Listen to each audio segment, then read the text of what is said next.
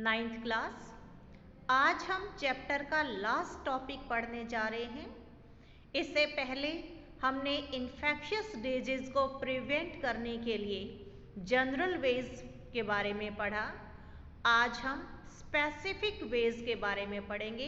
What are the specific ways to prevent infectious disease. ये हमारे immune system की एक प्रॉपर्टी से रिलेटेड हैं कि वो माइक्रोब्स का मुकाबला करता है। इसको समझने के लिए हम एक एग्जाम्पल लेते हैं। आज पूरे वर्ल्ड में कहीं भी स्मॉल पॉक्स नहीं है।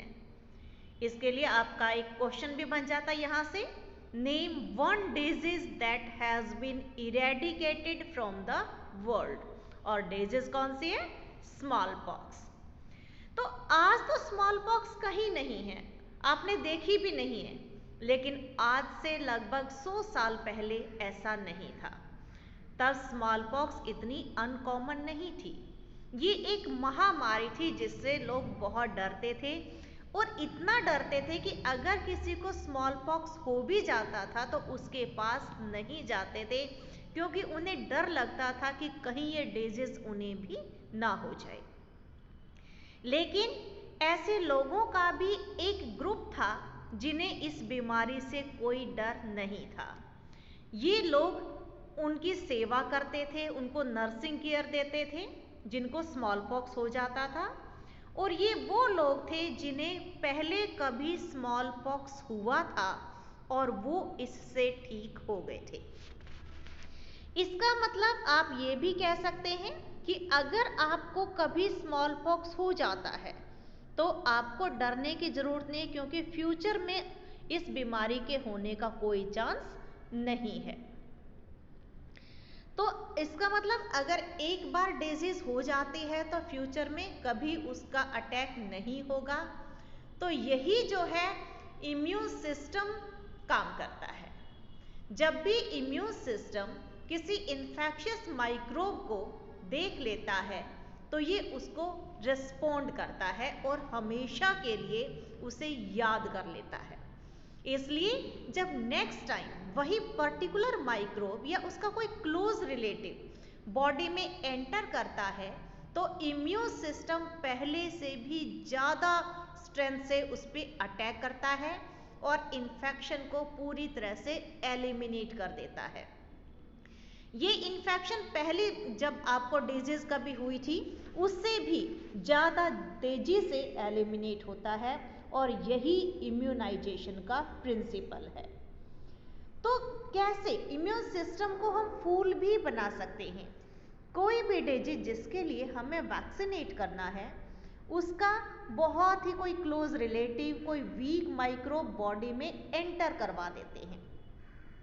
ये डेड या वीक माइक्रोब जब बॉडी में एंटर करवाए जाते हैं तो हमारा इम्यून सिस्टम एक्टिव हो जाता है और उसको एलिमिनेट कर देता है। इस प्रोसेस में बॉडी में एंटीबॉडी बन जाती हैं जो हमेशा के लिए परमानेंट हो जाती हैं।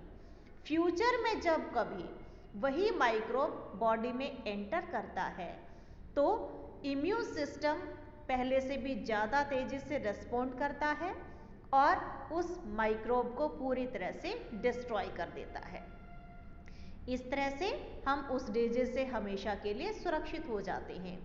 तो ये जो वीक या डेड माइक्रोब बॉडी में एंटर करवाए जाते हैं उसे हम कहते हैं वैक्सीन, और इस प्रोसेस को वैक्सीनेशन कहा जाता है, उस बॉडी में इंट्रोड्यूस करने को। और किसी एक पर्टिकुलर डिजीज से खुद को इम्यूनिटी प्रोवाइड करने को कहते हैं इम्यूनाइजेशन। इम्यूनाइजेशन क्या है? The process of providing immunity against a particular disease by introducing dead और weak microbes into the body. तो ये इम्यूनाइजेशन हो जाती है। आज बहुत सारे इम्यूनाइजेशन प्रोग्राम चल रहे हैं, गवर्नमेंट ने चला रखे। बहुत सारे डिजीज के लिए वैक्सीन अवेलेबल है। कौन कौन सी? टेटनस, डिप्थीरिया, वोपिंग कफ, मीजल्स, पोलियो, हेपेटाइटिस और भी बहुत सारी हैं जिनके लिए वैक्सीन अवेलेबल हैं। बचपन में आपको भी इन सब के लिए वैक्सीनेट किया गया होगा। लेकिन हर डिजीज के लिए वैक्सीनेशन की जरूरत नहीं होती। इसके लिए हम एक थोड़ा एग्जाम्पल समझते हैं। कुछ हेपेटाइटिस वायरस जो कि जॉन्डिस भी कर सकते हैं और जो वाटर से ट्रांसमिट होते हैं, तो उनमें से कुछ के लिए वैक्सीन मार्केट में अवेलेबल है। जैसे हेपेटाइटिस ए के लिए मार्केट में वैक्सीन है, लेकिन इंडिया में ज़्यादातर बच्चे ऑलरेडी इसके लिए इम्यून सिस्टम उनका जो है तैयार हो चुका है, ऑलरेडी वो इम्यूनाइजेशन हो चुकी है। रीज़न है कि वो जब तक 5 साल के होते हैं तब तक कहीं ना कहीं से वो ऐसा पानी पी लेते हैं जिसमें ये माइक्रोब उनकी बॉडी में एंटर कर जाता है और उनका इम्यून सिस्टम एक्टिवेट हो जाता है, तो उनके अंदर पहले से ही उनके बॉडी में एंटीबॉडी प्रेजेंट है। तो ऐसी कंडीशन में वैक्सीनेशन की ज़रूरत नहीं होती। इसके साथ ही आपका चैप्टर कंप्लीट। अगर कोई डाउट है तो आप मुझसे पूछ सकते हैं।